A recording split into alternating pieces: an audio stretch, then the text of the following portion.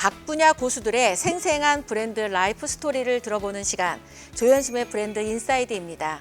안녕하세요. 저는 브랜드 인사이드 진행자 조현심입니다. 여러분의 삶 속에 많이 만나보셨던 것들 중에 혹시 인조잔디라고 들어보셨죠? 아마 밟아보신 기억도 있을 겁니다. 그럴 때 폭신폭신한 느낌, 그게 뭐 때문인지 혹시 아시겠습니까? 그 안에 인조잔디의 옆에 들어가 있는 충진제, 일명 충전재가 들어가 있기 때문이라고 합니다. 그 충전재를 이 재활용으로 다시 새롭게 만들어서 새로운 ESG를 실천하고 있는 기업, 인조잔디 충전재 제조회사 주식회사 CNT의 여진동 대표님을 스튜디오에 모셨습니다. 안녕하세요, 대표님. 안녕하세요. 예, 만나서 반갑습니다. 네, 오늘 아마 그 부산 옆에 양산, 거의 부산에서 지금 올라오셔서 지금 저희 이렇게 지금 함께하고 있는데요. 스튜디오에 오신 소감이 어떠신지 좀 듣고 싶습니다. 먼저 이런 자리 마련해 주셔서 너무 감사드리고, 제가 대단한 어떤 일을 하는 것이 아닌데 이렇게 자리 마련해 주셔서 정말 영광스럽습니다. 듣기로는 저희 조현심의 브랜드 인사이드에 출연 안 하겠다라는 얘기를 했다라고 제가 전해 들었는데 어떤 연유에서 그런 이야기를 하셨는지요? 갑자기 궁금해집니다. 그래서 방금 말씀드렸듯이 저희 같은 일을 하는 업체들이 많이 있습니다. 그리고 저희가 대단한 규모도 아니고, 근데 운이 좋아서 조금 이렇게 그 두각을 나타낸 거고, 그러다 보니까 여러분들이 저보다 나은 분들이 훨씬 많은데, 이 방송 체질이 제가 아닌데 또 해본 적도 없고, 부담스럽고 해서 몇 차례, 여러 차례 이래 거절을 했었습니다. 근데 주위에서 그래도 이래 한번 나가가지고 이 분야에 계신 분들 이야기도 좀 하고 본인 이야기도 하는 게 도움되지 않겠냐 해서 이렇게 나오게 됐습니다. 체육진흥공단에서 스포츠 산업을 선도하는 업체들을 발굴을 해서 지원을 합니다. 저희 같은 경우 이제 예비 기업이 있고 이제 그냥 바로 지원을 받는 기업들이 있는데, 선도 기업이라 해가지고 그런 업체들 1년에 한 20에서 30업체 선정을 해서 스포츠 발전에 좀 더 기여할 수 있도록 도움을 주는 그런 시스템이 있었는데, 저희가 그게 선정이 돼서 하게 됐습니다. 그러니까 저희가 아무나 나오는 방송은 아니거든요. 이렇게 막 되게 겸손하게 말씀을 하셨는데 스포츠 산업에 뭔가 기여를 하고 있으셨기 때문에 선정이 되신 거잖아요. 인조잔디 충진재, 인조잔디 충전재 제조회사라고 말씀을 드렸는데 그게 스포츠 산업하고 어떤 연관이 있는지 되게 궁금할 것 같습니다. 인조잔디는 많은 분들이 생활 속에 접하지 않습니까? 요즘 보급이 많이 돼 있기 때문에. 근데 거기에 실제로 활동을 하셔도 잔디를 이렇게 들여다보진 잘 않으시니까 잘 모르실 수는 있습니다.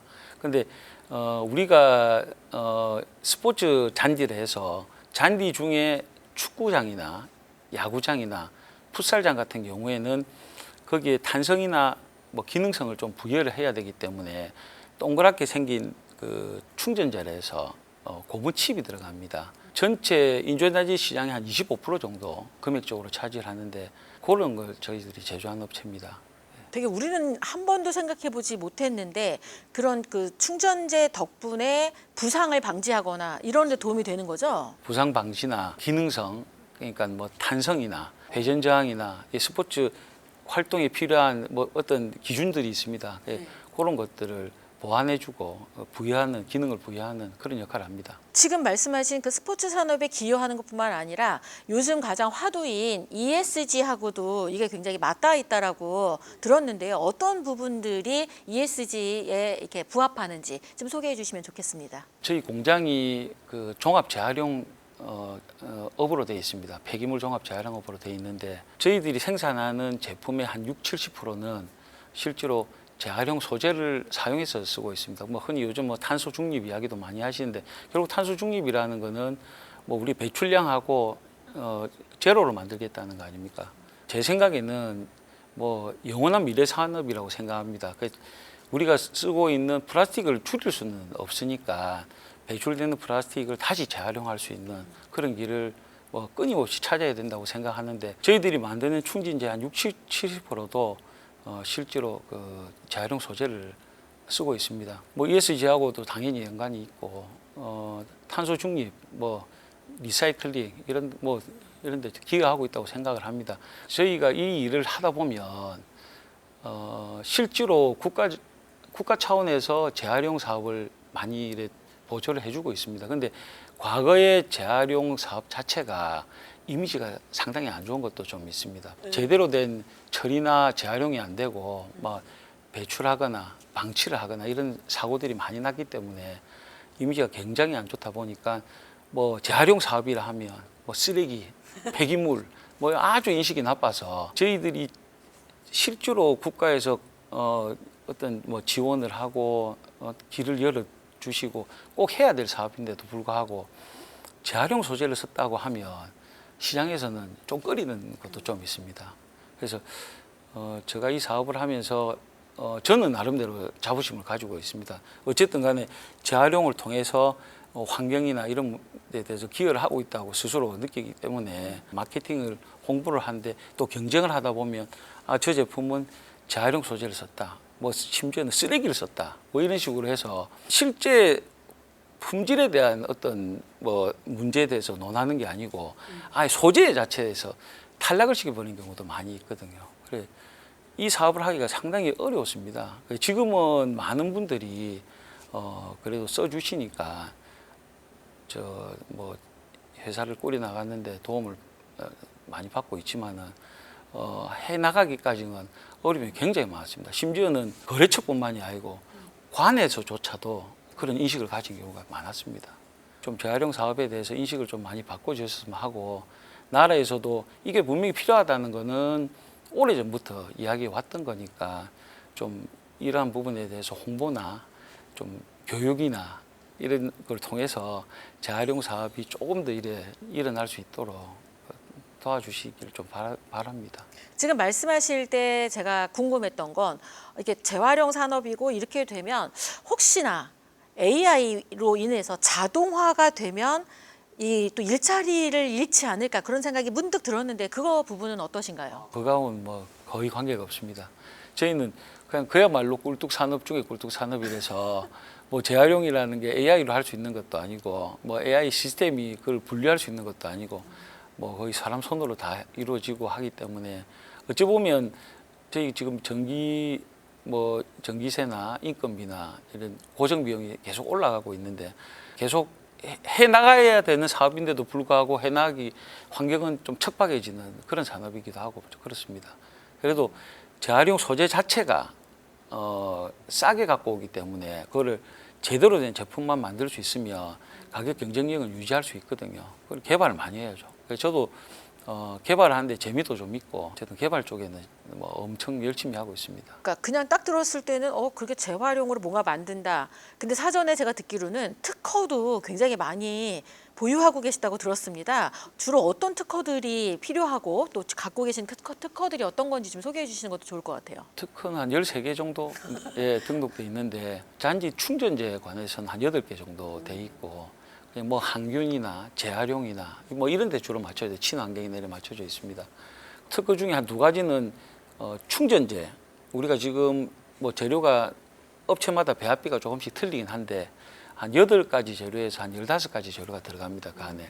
그 중에 저희들이 주로 생산을 많이 하고 있는 거는 재활용 소재 2가지 정도를 쓰고 있는데 그 소재 전부 다를 재활용이나 폐자재나 재생 소재를 가지고 오프그레이드 소재를 가지고 만들겠다는 특허거든요. 그게 2가지가 100% 재활용 소재로 만들어서 실제로 KS 규격이 다 들어갔습니다. 근데 그거는 정말 상징적인 의미가 있지 않습니까? 이건 이 제품은 정말 100% 재활용 소재 가지고 만들었기 때문에 문제만 없다면 사실은 쓰는 것 자체로만 해도 환경이나 이런 데 어마어마한 도움을 주는 거거든요. 나무 한 그루 심는 것보다 그런 칩을 사용해 주는 게 더 낫지 않습니까? 실제로 시장에서는 그런 제품을 반기질 않더라고요. 아까 말씀드렸듯이 재활용 소재를 다 쓰게 되면 뭐 유해성이 있지 않을까 혹시나. 저희 같은 경우에는 재활용 공정 자체를 이거는 시험적인 부분이었기 때문에 확립이 되어 있지는 않습니다. 그 특허를 낼 때에 시험적으로 저희들이 재료를 선별을 해갖고 저희들 자체적으로 뭐 건조를 시킨다는 것도 있었지만은 그래서 저희들이 각각 일의 유해성에 대한 검사를 마치고 만들었거든요.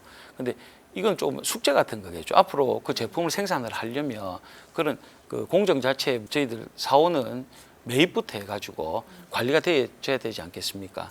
이런 건 좀 숙제 같은 거겠죠. 그럼에도 불구하고 저는 그렇게 생각합니다. 시장에서 조금 제품이 부족하다 하더라도 재활용 제품이 신제를 쓴 것보다 좋을 수는 없거든요. 신제 사용한 것보다 재활용 제품이 더 좋다면 이거는 뭐 재활용 가지고 다 만들면 재활용 뭐 쓸만한 재료가 바닥에 남아나질 않겠죠. 그럼 갑자기 환경이 확 좋아진 것 같은데. 쓰레기장이 없어질 겁니다. 그러게. 쓰레기 주워가 만들어야 되니까. 근데 그럴 리는 없지만은 그래도 좀 부족한 면이 다소 있더라도 시장에서 자꾸 쓰도록 이렇게 좀 해주시면 정말 재활용 사업이 제대로 자리 잡지 않을까 생각. 노력하시는 분이 정말 많습니다. 저는 그 중에 한 사람일 뿐이고 제대로 노력하신 분이 많거든요. 주위에 보시면 그런 빚을 못 받는 이유 중에 하나가 그렇습니다. 노력은 하되 시장에서 못 받아주시다. 아까 말씀드린 소비자는 유해성이 있지 않냐 혹시 저 쓰레기로 만들었는데 또 경쟁을 하다 보면 상대편에서 또 그걸 또 이야기를 합니다. 저건 쓰레기로 만들고 우리는 깨끗한 신재로 만들었다 이러면 저희들 같은 경우 아웃이 되는 거죠.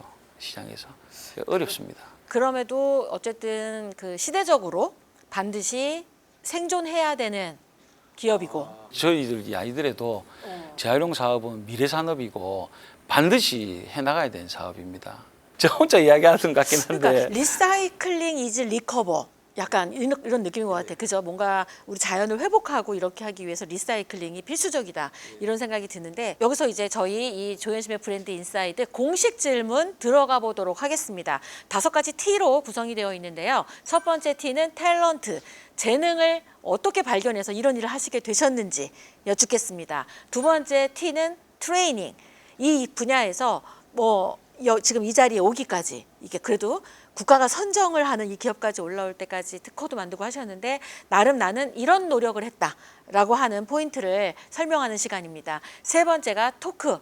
온라인, 오프라인으로 소통이 중요한 시대에 어떻게 세상과 소통하고 계시는지 여쭤볼 예정이고요. 네 번째, 티타임은 지금까지 긴 시간 동안 멈추지 않고 이 일을 계속 하시게 된 그 힘은 어디에서 기인하시는지 여쭐 거고요. 마지막 티타이밍, 내 인생 최고의 때는 이런 때다라고 하는 포인트로 본인의 브랜드 라이프 스토리를 지금 하나하나 이렇게 펼쳐 보이면서 그 안에서 브랜드에 대한 인사이트를 찾아보는 시간으로 구성을 하도록 하겠습니다. 첫 번째 공식 질문입니다. 탤런트.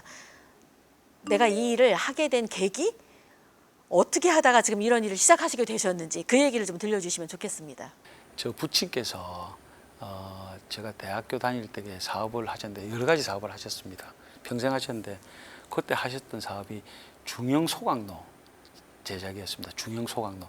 지금은 소각로가 많이 없어지고 대형 소각로밖에 없지만은 그때는 소형 소각로, 중형 소각로, 대형 소각로 한참 정부에서 지원하면서 각 공장마다 소각로도 났었거든요. 그 사업을 하셨습니다. 재관일 하시면서 중공업 재관일 하시면서 대학교 3학년 때부터 부친 공장에 일을 했었거든요. 그때 소각로 하나당 검사를 하고 나가야 돼요. 환경관리공단에서 검사 나옵니다.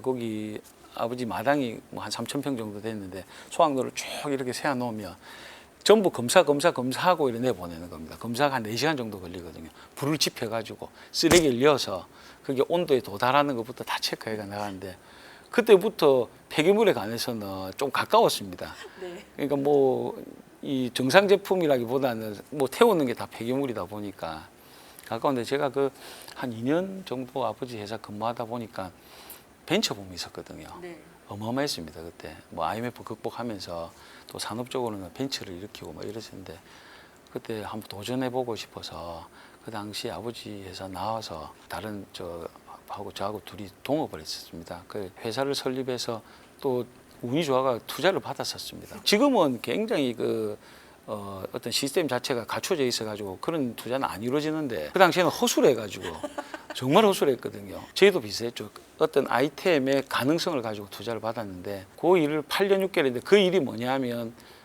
신발의 껍데기, 네네네. 가피, 인조피혁인데 거기 이제 부직포에다가 코팅을 올립니다. 우레탄 코팅을 올리는데 이 유성 코팅입니다. DMF라는 용제를 아주 강한 용제를 쓰는데 그거를 수성화시키겠다. 수성 우레탄으로 바꾸겠다. 친환경을 들고 나온 겁니다. 지금은 나이키의 점유율이 많이 떨어졌는데 그 당시에는 50% 넘어갔어요. 그 정도로 나이키가 어마어마한 장악력을 가지고 있을 때인데 그 나이키에서 친환경으로 나가겠다. 10년 내에 우리 이 소재 자체를 수성 우레탄에 대해서는 바꾸겠다 해서 개발을 한참 할 때도 그 아이템 가지고 저희들이 투자를 받았습니다. 아이템의 가능성, 그 시편을 보여드리고 그때도 개발을 저하고 둘이서 같이 했었는데 시편을 보여드리고 했는데 실제로 경험도 전무하다 하고 능력도 안 되는데 투자는 많이 받다 보니까 한 8년 반 만에 문을 닫게 됐어요. 정리가 됐습니다. 한 2, 3년 지나고 이제 판매를 했었습니다. 이제 제조는 할 수 없으니까 제품 판매를 했는데 원자재 판매를 했었거든요. 제가 그때 인생이 마이너스죠. 제로가 아니고 아예 빚을 지고 있는 상태니까 할 수 있는 게 판매를 해서 정말 열심히 뛰었습니다. 그리고 탄산칼슘이라고 되게 독특한 걸 하셨네요. 뭐 이제 살라고 하면 다 하게 됩니다. 우리 그 고무나 플라스틱에 많이 쓰이는 재료입니다. 이게 이제 이름도 비슷한 충전을 시키는 어느 정도 무게를 차지하게 만드는 재료를 많이 쓰이거든요. 강도도 주고. 그 탄산칼슘을 우연찮게 팔게 돼서 정말 열심히 팔았어요. 그리고 파생 재료도 많이 팔고. 잠깐 궁금한 게 탄산칼슘은 어디다 팔아요? 파이프, 샤시, 페인트, 실란트, 그다음 요 충전재도 들어갑니다. 약간 B2C보다는 B2B에 해당하는 데다가 판매를 해야 되는 제품들이군요. 그래서 판다고 했는데 뭐 운동을 판 것도 아니고 탄산칼슘을 판다는 분을 처음 만나가지고 그때 저희 이런 충전재 제조하는 업체 거래처가 있었습니다. 그때 예, 한 8군데 거래를 했었어요. 네. 한 2군데 지금도 유지하고 있는데 충전재 시장이 굉장히 어렵습니다. 이거 쉽게 했다가는 마진은 적고 돌아오는 리스크는 큽니다. 구장이 문제가 생긴다든지 이래 되면 그 피해가 크지 않습니까? 그걸 변상을 해줘야 되니까 적은 마진의 리스크는 크다 보니까 업체들이 굉장히 힘들어하고 이런 것도 좀 있었습니다. 또 원료를 장사를 하다 보니까 이런 거 개발하시는 분들한테 뭐 심부름을 또 많이 해줘야 된다. 뭐 첨가제가 필요하면 갖다 드리기도 하고 저희 지식을 좀 말씀드리기도 하고 그러다 보니까 이 사업에 대해서는 한 8군데 거래하다 보면 훤히 알고 있었어요. 심부름 많이 열심히 다니다 보니까 그리고 뭐 그 내용이나 배합이나 이런 걸 훤히 알고 있어가 제가 마음만 먹으면 할 수 있을 정도로 그냥 지식을 가지고 있었죠. 이제 원료 판매를 한 10년 정도 했었으니까 그러던 차에 우연히 양산에 있는 업체에서 기계를 좀 놔주고 자기들 인가공을 좀 저보고 좀 맡겨주면 안 되겠냐 원료를 좀 하고 싶은데 그러니까 우리 같은 원료를 가지고 펠렛을 쳐서 파는 게 있거든요. 그래서 그거를 기회가 돼서 그렇게 하다가 그 업체가 문을 닫으면서 제 기계를 가지고 나와서 이제 하게 된 거죠. 제 기계에 이제 설치됐던 거를 가지고 하게 됐는데 그러다 보니까 이제 충전재는 그 전에 제가 시장은 잘 알고 있었고 할 때도 그런 생각을 가졌습니다. 재활용 소재를 가지고 좀 해야 되겠다. 제가 그 당시에 원료를 판매를 하면서 느낀 게 재활용 소재를 잘 활용하면 가격 경쟁력이 있는 괜찮은 제품을 만들 수 있다고 생각이 들었거든요. 처음부터 재활용 소재를 가지고 있었습니다.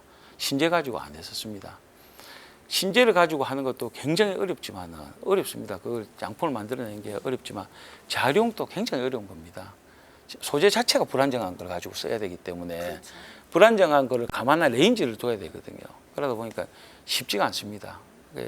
에러 확률도 훨씬 많고 애초부터 생각을 조금 어렵더라도 처음에 목적은 뭐 환경 이런 걸 떠나서 내 사업을 자리 잡기 위해서는 재활용 소재를 가지고 가격 경쟁력만한 경쟁력이 없습니다. 실제로 시장에 나가보면 가격 경쟁이 있는 제품을 만들어 보겠다 해서 처음부터 그런 재활용 소재를 가지고 개발을 하면서 조금씩 판매하다가 어느 순간 조금 이래 입소문이 나면서 저 제품은 재활용인데도 제품이 나쁘지도 않다. 이러한 단점은 있는데도 불구하고 뭐 개수 규격 다 들어가고 쓸만하다 이래가지고 지금 뭐 많이 써주제가 뭐 오늘 이 자리에 있게 된 것 같습니다. 아마 이 방송을 보고 계신 분들이 아 저분은 굉장히 뭐 처음부터 되게 단단하고 안전하게 이 일을 시작했을 것이다. 얼굴만 보고 그렇게 생각하셨을 수도 있을 것 같아요. 근데 마이너스에서 이거 플러스 0도 아니야. 마이너스에서 시작하셨고 정말 살기 위해 영상 그러니까 세일즈를 통해서 그 시장을 알고 그러다가 특별한 계기에 직접 제조까지 하게 되면서 오늘날에 이르렀다. 그러니까 처음에 저는 아버님 공장에서 일을 했으니까 아버님 걸 물려받았지 않았을까 이렇게 생각했는데 시작은 거기였는데 결국은 독립하셨다가 아버님은 그때 IMF가 같이 왔었다 아닙니까? 이제 부채가 그 당시 뭐 중소기 부채가 많은 업체가 많았는데 한 4년 5년 있다가 이제 그 문을 닫게 됐죠. 부채가 많다 보니까 뭐 살인적인 이자율 뭐 이러지 않습니까? 그렇죠, 예, 견디기 어려웠죠. 예. 아, 그막 진짜 생활의 이야기 같은 생각이 들어서 공감하시는 분들이 꽤 많을 것 같아요. 지금도 사실 많은 분들이 힘들어하는 시기라서 대표님의 이야기에 오히려 더 되게 진솔하게 해주시는 이야기에 귀를 기울일 것 같다는 생각이 들어요. 갑자기 궁금한 생각이 들었습니다. 어쨌든 아버님 회사에 들어가서 일을 하다가 관심이 생기고 그걸로 인해서 어쨌든 벤처로 창업도 하고 이렇게 여러 가지 시작이 되셨잖아요. 그러면 지금 하고 있는 이 일에 내가 하고 있는 이 일에 아드님을 적극적으로 함께 이렇게 동참시켜서 해야 되겠다 혹시 이런 생각을 하고 계신가요? 하고 있습니다. 저는 이 일에 대해서 뭐 시장에 조금 외면받기도 하지만 이게 재활용 소재라는 게 장기적으로 반드시 해야 되기 때문에 자식들이 한다면 적극 권하고 싶습니다. 보통은 왜 나는 소명 가지고 하지만 이건 힘드니까 너는 안 했으면 좋겠다 이런 분들도 꽤 있으시잖아요. 그러니까 직장 생활도 매력적인 게 있겠지만은 사업을 하면 느끼는 성취감이 뭐 저는 한번 또 넘어져 봤기 때문에 다시 일으킬 때의 그 성취감은 정말 뭐 어떤 경험하고 바꿀 수 없다고 생각. 그 시기만큼은 행복했다 생각이 들어요. 근데 그 시기가 넘어가니까 또 뭐 행복감이 좀 사라지긴 하는데 없을 때 그러니까 우리가 정말 배가 고플 때 빵을 먹을 때 그 어떤 그 맛은 잊지 못하지 않습니까? 정말 배고플 때 뭐 그런 시기가 조금 있었거든요. 제가 정말 바닥에 있을 때게 탁 올라온 시기가. 그래서 사업이란 게 불안정하고 정말 좀 뭐 불확실한 미래 개척을 해 나가는 과정이지만 자기 어떤 신념을 가지고 하면 성실하기만 하면 성실한 만큼의 대가는 있다 생각합니다. 저는. 뭐 재활용 사업을 저는 뭐 자부심을 가지고 하고 있는데 또 싫다면 할 수 없지만 사업 자체를 한다는 것에 대해서는 나쁘게 생각 안 합니다. 잠깐의 그 탤런트, 재능으로 어떻게 여기까지 오게 됐는지를 들으면서 이게 처음부터 난 이 사업을 해야지 이게 아니라 그 상황에 맞춰서 뭔가를 하다가 지금의 자리에 오시면서 그래도 돌이켜 보니까 사업이 나름 짜릿하고 괜찮더라 라고 지금 말씀을 좀 해주셨습니다. 그래서 이게 사업이 좀 할만하구나 지금 그런 생각이 드실 것 같은데 두 번째 팁입니다. 트레이닝. 그 힘든 고비를 넘겨서 마이너스에서 다시 이렇게 사업을 시작하셔가지고 지금 그래도 어느 정도 수익까지 올라오시기까지 그냥 뭐 열심히만 하면 돼라고 대부분 말씀하시지만 그것만 가지고는 사업이 되는 게 아니잖아요. 그래서 우리 여진동 대표님이 생각하실 때 특히 다른 사람들이 꺼려하는 이런 분야에서 사업을 하면서도 이렇게 자부심을 잃지 않고 하는 데는 무언가 남다른 나만의 노하우 같은 게 있지 않을까, 어떤 철학 같은 거를 가지고 하지 않을까 이런 생각이 드는데 그런 걸 좀 소개해 주는 시간이거든요. 한 3가지 정도 키워드로 나는 지금 이런 정신으로 이런 마음으로 이걸 하고 있다 이렇게 소개해 주셔도 좋을 것 같습니다. 사업을 저보다 훨씬 더 크게 일구신 분도 계시고 그다음에 지금 현재도 저보다 나으신 분들 훨씬 많은데 뭐 이런 말씀 드려가지고 좀 멋쩍긴 한데 뭐 어쨌든 저도 마이너스에서 이렇게 다시 플러스를 만들었으니까 그 과정은 뭐 나름대로 열심히 했거든요. 저는 사업을 하시는 분이 계시면 첫째는 그런 과정을 평생의 일로 생각해야 된다 생각합니다. 그러니까 쉽게 성공하려고 하면 사업을 가지고 절대 안 된다고 봅니다.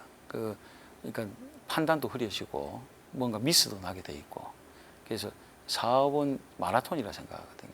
한 걸음 한 걸음 가가지고 내가 목표한 결승점까지 도달하는 거지. 그거를 한순간에 어떤 기회가 있어. 저 사람들은 어떤 걸 가지고 돈을 많이 벌었다 하더라. 저 사람들은 뭐 요즘 뭐 코인, 주식 하듯이 사업도 그런 이야기를 많이 하지 않습니까? 저런 사업에가 많이 벌었다 하더라. 뭐 3년 만에 얼마를 벌었다 하는데 그런 얘기만 들려요. 예, 뭐 그런 이야기는 수없이 들리죠. 어마어마하게 주위에 그런 분들이 그런 분위기가 사회적인 분위기가 있었기 때문에 지나 생각해 보면 그런 건 없는 것 같더라고요. 내가 가지고 있는 어떤 사업의 목표치가 있다 하면 그거는 마라톤 같이 오랜 시간을 다지고 축적을 시켜서 올라가는 거지 한순간에 되는 건 아니라고 생각하고요. 또 노력의 문제인데 사업을 재미로 할 수는 없다 생각하거든요. 내가 발을 담궜으면 나에 대한 책임도 져야 되지만 가족, 그 식구들 있지 않습니까? 회사에 딸려 있는 식구들. 그런데 책임도 져야 되는 거 아니겠습니까? 내가 발을 담궜으면 내 노력이 내가 생각했던 주위에 보는 노력 그 이상의 노력을 해야 된다 생각합니다. 가장 빨리 가고 가장 늦게 퇴근하고 그건 기본이라 생각하거든요. 물론 뭐 능력이 계신 분은 사람을 잘 써가지고 이렇게 쪼셔서 좋은 분들을 배치해가지고 잘 이끌어가는데 저는 그런 정도는 아닌 것 같더라고요. 뭐 직원들이 해주는 분야가 있지만은 내 노력으로 끌고 가야 된다 생각하고 저는 지금 또 6시 직원들 퇴근하면 저는 남아가지고 한 8시, 8시 반, 뭐 늦게는 10시에 퇴근합니다. 또 그래 일찍 가면 별로 할 일도 없어요. 취미가 없어져 버려가고 지금은. 그리고 불안하기도 하고 회사를 떠나면 좀 불안하기도 하고 좀 그런 것도 있고. 그게 노력이 정말 기존에 내가 한다는 노력이 아니고 열정과 진심을 담아가지고 내가 힘들 때 정말 이겨낼 수 있는 뭐 그런 노력들 있지 않습니까? 그런 노력이 꼭 필요하다 생각합니다. 내가 생각했던 그 이상의 노력을 해야 된다. 사업을 하기 위해서는 뭐 그렇게 생각하고 세 번째는 제 생각에 사업은 혼자 하는 건 아니지 않습니까? 제가 원료 판매할 때도 그렇고 지금도 그렇고 저는 그 비즈니스에 있어 가지고 제가 조금 양보해야 된다 생각합니다. 항상 먼저 숙이고 거래는 서로가 교환할 수 있을 때 교환할 거리가 있을 때 생기지 않습니까? 근데 그거 말고도 제가 이렇게 살아보니까 교감을 먼저 가져가지고 거래가 이루어진 경우도 있더라고요. 별로 우리가 교환할 거리가 지금 없지만은 저는 항상 거래할 때 저를 조금 낮추고 제가 조금 덜 이익을 보는 뭐 그런 자세로 항상 했었습니다.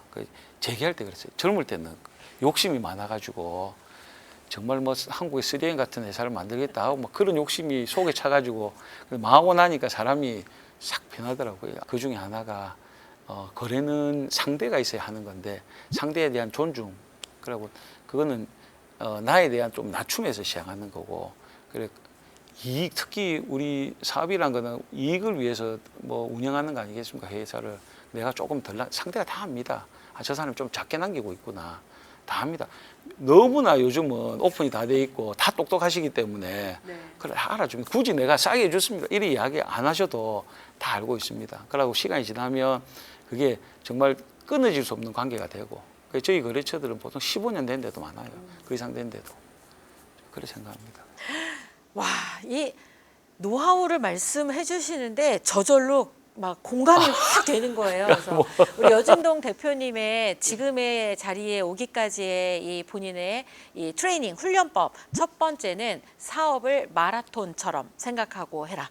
당장 눈앞에 이렇게 100m 달리기처럼 딱 해갖고 뭐 금방 뭐가 될 것처럼 생각하다가 안 되면 실망하고 하는 게 아니라 본인이 생각하는 그 발을 평생을 거쳐서 간다. 그리고 마라톤처럼 길게 생각하면 쉽게 지치지 않을 수 있는 그런 힘을 얻게 되지 않을까 그런 생각이 들고요. 두 번째 키워드는 그냥 노력 말고 노력 그 이상의 노력. 근데 그 말씀을 해주셨잖아요. 그래서 직원들보다 먼저 출근하고 직원들 퇴근했을 때도 그 이후까지 남아서 하는 건 결국 사장인 내 몫이고 그게 내가 생각하는 남들과 다른 조금 더한 노력이라고 말씀을 해주신 것 같습니다. 그리고 세 번째, 그 거래에 있어서 조금 뭐가 아니어도 일단 내가 조금 더 덜 받겠다. 그죠? 좀 나중에라도 그러니까 오래가는 거래의 법칙을 선택하신 것 같아요. 그래서 이윤보다는 함께 오래갈 수 있는 그리고 때에 따라서는 내가 더 겸손하게 더 낮추는 그런 마음으로 했더니 오히려 고객들이 알아봐주고 굉장히 오랫동안 함께 나를 찾아주더라라고 이야기를 해주셨습니다. 오늘 이 방송에 이 내용만 정리된 것만 보셔도 다른 분들이 와 그냥 저게 몸에서 배어나서 말씀해 주시는 거잖아요. 어디 지금 책 읽고 전달해 주시는 거 아니시죠? 아, 뭐 네, 아마 이 방송을 보면서 자녀분들도 아, 우리 아버지가 저런 마음으로 저렇게 임했구나라고 하면서 아버지를 다시 볼 수 있는 계기가 되지 않을까 그런 생각이 듭니다. 아유, 감사합니다. 네. 이게 뭐 저희 이거 뭐 사적인 이야기를 이렇게 장하게 해도 되는지 잘 모르겠습니다. 저희 방송이 원래 그런 방송이에요. 뭐 화려하게 미사여구를 이제 말하는 그런 방송이기보다는 그냥 내가 살아왔던 이야기를 진솔하게 이야기하는 것 속에서 다른 사람들이 저런 거를 나도 한번 배워봐야 되겠다 이렇게 인사이트를 찾는 시간이기 때문에 오늘 너무 잘해주고 계십니다. 감사합니다. 네, 세 번째 공식 질문입니다. 토크죠. 온라인과 오프라인으로 소통이 중요한 시대를 지금 맞고 있는데요. 우리 여진동 대표님은 특별히 지금 요즘 소통에 어려움이 있으신지 아니면 나는 이렇게 소통했더니 소통이 참 쉽더라 하는 부분이 있는지 좀 본인의 소통법을 좀 소개 좀 해주시죠. 근데 저희가 지금 제조하고 있는 게 결국은 인조잔디의 부속물로 들어가는 거다 보니까 사실은 인조잔디 업체에서 저희 물건을 써주셔야 되거든요. 그게 온라인을 통한 사실 홍보가 조금 무의미한 게 있습니다. 왜냐하면 인조잔디 업체라는 게 국내에 빤한 뭐 한 4, 50개 업체 정도에서 저희 물건을 구매를 해주시는 거기 때문에 그러니까 온라인을 통한 어떤 뭐 그런 것보다는 뭐 거의 오프라인을 통해서 움직이시는 거고 그러니까 오프라인의 중요성은 뭐 앞으로도 계속 있다고 생각합니다. 온라인이 뭐 어떤 비중이 훨씬 커지겠지만은 저희 업종 같은 경우에는 그래도 아주 뭐 오프라인 위주로 가고 있고 아까 말씀드렸지 그 거래는 저 입장에서는 양보를 하면서 그걸 알아주실지는 모르겠지만 오래 소통하면서 하는 방법을 하고 있습니다. 저희들 제품이 항상 뭐 문제가 없는 건 아니지 않겠습니까? 여러 가지 개발을 하다 보면 문제도 발생을 하고 영업적으로 이제 잔디 업체에서 영업적으로도 조금 이렇게 어려운 경우도 계시고 한데 그런 것들 잘 이렇게 어렵더라도 같이 조금씩 보완해 가면서 그렇게 가고 있습니다. 오히려 지금 비즈니스적으로 업무에는 큰 소통의 어려움이 없으실 것 같은데 혹시 자녀분들이나 사모님 계시죠? 사모님과의 소통은 안전하세요? 집에를 아까 안 가신다 그러셨잖아. 사무실을 벗어나면 불안해서 집에를 안 간다고 하면 집에서의 소통은 지금 잘 안 되고 있을 것 같다는 생각이 드는데 어떠세요? 제가 이제 뭐 이게 좀 여담이긴 한데 그 사업을 이렇게 뭐 그때 한번 사업 실패를 했을 때 저희 부인이 고생을 많이 했습니다. 뭐 심적으로도 고생도 많이 하고 그래가지고 그때 한 5년 정도는 이제 와이프가 벌어서 생활을 했거든요. 그때 생각하면 지금도 더 잘해주고 싶죠. 사실 와이프한테는 5년에서 7년 정도 굉장히 어려운 시기가 있다 보니까 집에서는 사업에 대해서 적극적으로 이렇게 도와줍니다. 금전적으로 도와주거나 이런 것보다는 늦게 오면 항상 이렇게 요즘 그런 남자 없다 하지만은 모든 걸 집에서 그냥 몸만 들어가면 다 이렇게 다 차려놓고 제가 8시 들어가든 11시에 들어가든 저녁은 항상 차려놓고 뭐 간식부터 해가지고 새벽에 나가든 아침에 나가든 다 해주시고 이러거든요. 다른 분들이 이 방송 듣고 배워라 막 이렇게 얘기할 수 있을 것 같은데 어쨌든 나의 가장 힘든 시간을 견뎌준 나의 부인에게 영상 편지 볼 수 있는 시간 드리도록 하겠습니다. 네, 딱 분명히 부끄러워서 잘 못하셨을 것 같아요. 편안하게 부탁드리겠습니다. 여보, 어쨌든 뭐 우리 연애 5년 해가지고 지금 우리가 만난 지가 31년 정도 된 것 같은데 내 때문에 고생도 많이 하고 했는데 정말 고맙다. 이 자리를 빌어서 이런 이야기 내 처음 하는 것 같은데 마음속으로 항상 고맙게 생각하고 있습니다. 앞으로 내 잘해줄게. 쑥스러우시죠? 아유 뭐. 근데 또 지금 좀 이렇게 힘든 시기를 거쳐서라고 하지만 사실 애정이 없으면 그렇게까지 밤늦게까지 오시는 분을 그죠? 이렇게 밥상 차려놓고 이렇게 하기 쉽지 않을 수 있는데 너무 잘해주고 계시다는 생각이 들어서 대표님의 이 근거 없이 내 방송 이런 데도 안 나온다 이렇게 자신감이 어디서 나왔나 했더니 뒤에 계신 사모님이 그런 역할을 해주고 계신다 이런 생각이 드네요. 네, 자 이제 네 번째 공식 질문 들어가도록 하겠습니다. 타임. 어쨌든 지금까지 뭐 망하기도 해보셨고 뭐 그다음에 이 영업 세일즈로 다른 사람 밑에서 그런 것도 해보시고 이제 내 사업을 또 해서 지금 이렇게 하고 계시잖아요. 그럴 때 이렇게 할 때마다 힘든 시기간이 반드시 있잖아요. 어떤 구간이든. 그런데 그럴 때 어쨌든 멈추지 않고 계속 이렇게 이 일을 끊임없이 하게 되는 힘은 어디에서 기인하시는 것 같다고 생각하세요? 제가 그러니까 바닥을 이렇게 이 사업을 실패하신 분들이 다들 느끼셨던 뭐 많은 이 계시니까 주위에 느끼셨을 건데 이 바닥이 보이지 않더라고요. 그러니까 이게 끝이겠지, 이거 이상 나빠지지 않겠다고 생각했는데 또 나빠지고 또 나빠지고 정말 터널의 끝이 있지 않습니까? 빛이 그 어딘지 모르고 이게 1년, 2년, 3년 이렇게 가면 정말 지치거든요. 그게 간절해집니다. 그다음부터는 내가 내한테 기회가 온다면 다시 한번 어떤 일할 수 있는 기회가 주어지면 정말 열심히 할 건데 제가 그런 시기가 있었기 때문에 뭐 한 해 잘 되고 한 해 좀 안 되고 뭐 시기가 사이클이 좀 있지 않습니까? 보면 근데 안 될 때나 잘 될 때나 항상 불안하더라고요.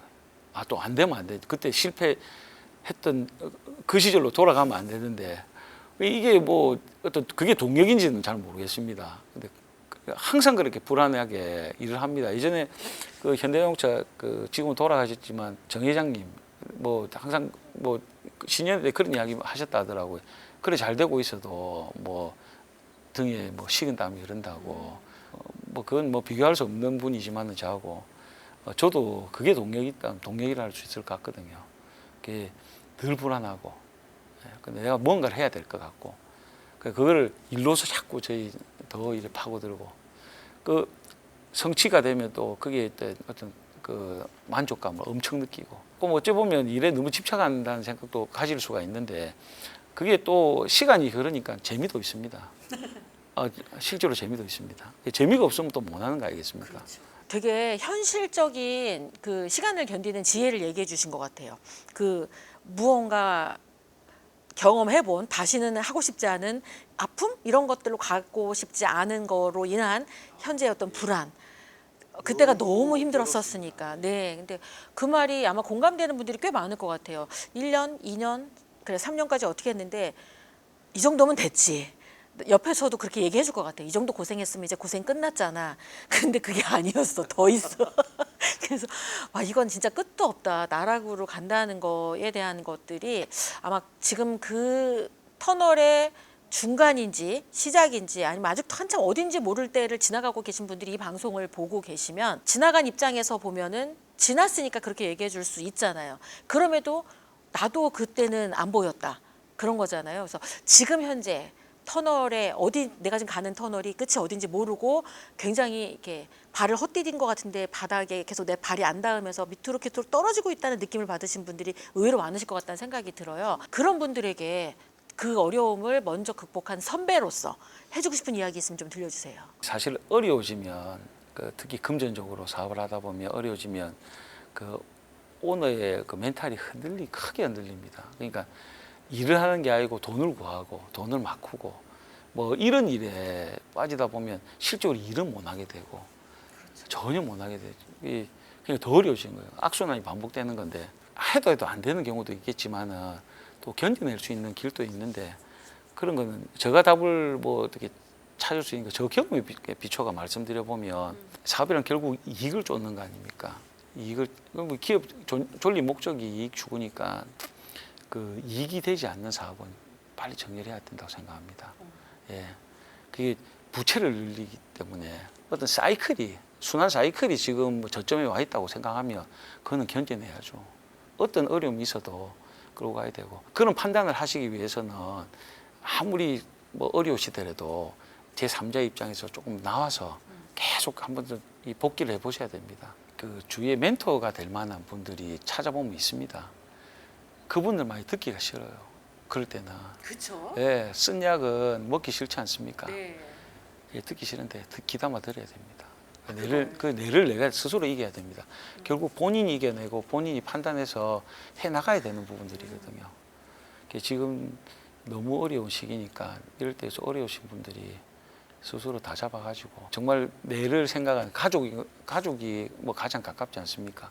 근데 사업에 대해서 잘 모르시니까 모르는 분들이 많으니까 주위에 진심으로 내한테 이야기해 줄 만한 분들한테 이야기를 들으시고 한번 내를 이겨내 보셔야죠. 뭐 그거는. 만약에 이 방송 보고 난 저 여진동 대표님을 찾아가서 얘기를 듣고 싶다 그러면 만나 주시나요? 아니 뭐 제가 도움이 된다면 만나서 말씀. 네, 아니 혹시 또 제가 모르는 사이에 그런 또 이 암흑길을 가시는 분 중에 만나 뵙고 뭔가 답을 찾고 싶은 분이 생기지 않을까 그런 생각이 들어서 혹시나 이 방송 보고 우리 여진동 대표님을 찾아뵙고 싶다 하면 여기 STM 방송으로 연락을 주시면 찾아뵐 수 있게끔 아마 기회를 연결하지 않을까 그런 생각이 듭니다. 또 힘이 되실 수 있다는 생각이 들기도 하네요. 5번째 공식 질문입니다. 타이밍. 인생에 왜 최고의 때가 한 3번 정도는 온다고 하잖아요. 대표님이 생각했을 때 내 인생 최고의 때는 이런 때였다가 있다면 소개 좀 해주시고 앞으로 이런 때가 남았다. 나의 최고의 때. 그게 어떤 때인지 좀 소개해 주시죠. 3번을 꼽으라면 첫 번째는 우리 와이프하고 결혼했을 때, 제가 이제 결혼하자는 이야기를 했을 때게 뭐 흔쾌히 이야기해 줄 때가 제일 좋았었고요. 그 다음에는 투자 받았을 때가 좋았습니다. 뭐 정말 뭐 가진 거 없는 젊은 사람이 그 정도 돈 그 당시에 만지기가 쉽지 않지 않습니까? 근데 뭐 너무 능력이 없었죠. 경험도 일천하고 능력도 안 되는데 지금 그 정도를 받는다. 그러면 어떠실 것 정말 같으세요? 사업 잘 해볼 수 정말 요긴하게 제대로 뭐 지금 더 투자하고 싶은데 하고 싶죠. 제대로 된 R&D 시설 더 갖추고 그 R&D 인력도 좀 보강을 하고 그다음에 재활용 사업을 정말 하고 싶거든요. 그리고 이게 이제는 조금 뭐 유럽에 수출한 가전제품도 재활용 소재를 뭐 3% 이상 쓰라고 이런 이제 본격적으로 그런 것들이 이제 나타나고 있으니까 그런 사업에 정말 또 전념을 하고 싶죠. 제대로 된 우리 그 파타고니아 옷 같은 거는 재활용 소재로 만들지 않습니까? 네네네. 그 뭐 유명하지 않습니까? 더 비싸지 않습니까? 그쵸? 일반 뭐 아무나 입는 옷도 아니다. 뭐 이런 느낌이죠. 예. 그런 브랜드화 시키고 싶은 게 저 좀 꿈인데 능력은 좀 부족하고 아직 시간은 또 시간도 많이 부족한데 하여튼 저희 목표는 그런 겁니다. 재활용 소재에 대한 인식을 좀 바꿔주고 그렇죠. 예, 지금은 야 쓰레기값 만든다 이러지만은 야 저 사람들 재활용 소재를 만들어 가지고 제대로 제품도 나오고 뭐 기여를 하는구나 뭐 이런 좀 이미지 가지도록 해보고 싶죠. 쓰레기도 생각을 바꾸는 게 되게 필요하죠. 사실 사람을 거치면서 쓰레기가 된 거지 걔가 자체가 처음부터 쓰레기는 아니었잖아요. 쓰레기 취급을 해버리니까 그렇죠. 그래서 저걸 그런 자원이라고 보면 자원으로 그쵸. 보이는 겁니다. 자원이 그냥 사람을 거쳐서 다시 쓸 수 있는 다른 자원으로 바뀐 거니까 그런 리사이클링의 새로운 인식 전환 되게 많이 필요하겠다 싶은 생각이 들고 아마 이 방송을 보고 아 우리 여진동 대표님한테 투자를 하면 굉장히 앞으로 비전이 있겠다 이런 생각하시는 분들은 투자도 고려해 줘도 괜찮겠네요. 미래 산업에. 네. 대표님 앞으로 꼭 이루고 싶은 꿈이 있다면 어떤 게 있으실까요? 아까 방금 말씀드렸듯이 재활용 산업에 대한 인식도 좀 바꿀 수 있는 그런 정도로 사업을 조금 궤도에 올리고 싶고요. 지금은 아주 걸음마 단계고 저희도 어려움이 많습니다. 사실 이 자리가 과분합니다. 저는 제가 거의 고사한 이유도 제가 나올 정도의 회사가 아닌데 자꾸 나오라 하시니까 저는 현실적인 문제에서 고사를 한 거지 뭐 제가 뭐 바빠가고 이런 거 아니었거든요. 그래서 근데 지금 아직 걸음마 단계지만 저도 어쨌든 이 사업을 제대로 된 그런 인식을 가지는 기반에 세우고 싶죠. 그게 아마 내 인생 최고의 때가 그런 때가 아닐까. 그죠? 지금 말씀하신 부분들이 이루어진 때. 그게 꿈하고도 맞닿아 있는 것 같아서 이 저희 방송 출연이 그게 계기가 되었으면 좋겠다. 그런 생각이 드네요. 최고의 어떤 순간입니다. 지금 이 자리도. 그렇죠. 엄청 편안하게 말씀하고 계세요 지금. 처음에 아까 막 긴장하시고 그랬는데 지금 너무 잘 말씀하고 계시고 그래서 지금 하시는 일에 굉장히 자부심이 있고 그다음에 이게 앞으로도 굉장히 비전도 많이 내가 갖고 있다라는 생각이 들어서 꿈을 이야기할 때 가장 아름답잖아요. 그래서 가장 아름다워 보이십니다 지금. 감사합니다. 네, 자 우리 청취자분들에게 이 마지막으로 하시고 싶은 이야기 하면서 마무리 인사 부탁드리도록 하겠습니다. 오늘 뭐 부족한 저를 이렇게 초대해 주셔가지고 이렇게 시간을 마련해 주셔서 너무너무 감사합니다. 저 부족한 이야기를 두서없이 드렸는데 좋은 점만 좀 봐주십시오. 그래, 저도 열심히 하고 제 이야기가 도움이 된다 하면 좋겠습니다. 감사합니다. 네, 함께해 주셔서 고맙습니다. 감사합니다. 대한민국 고수에게 퍼스널 브랜드를 묻다. 오늘 본인의 삶이 마이너스부터 시작했다 하더라도 다시 정상으로 가는 그 길을 가시는 우리 여진동 대표님의 이야기를 통해서 여러분이 지금 현재 어디에 있든지 큰 힘을 얻으실 수 있었으면 좋겠다는 생각이고요.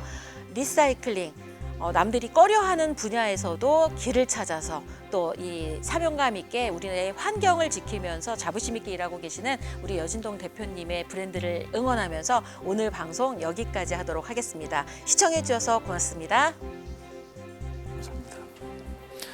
감사합니다. 고생하셨습니다.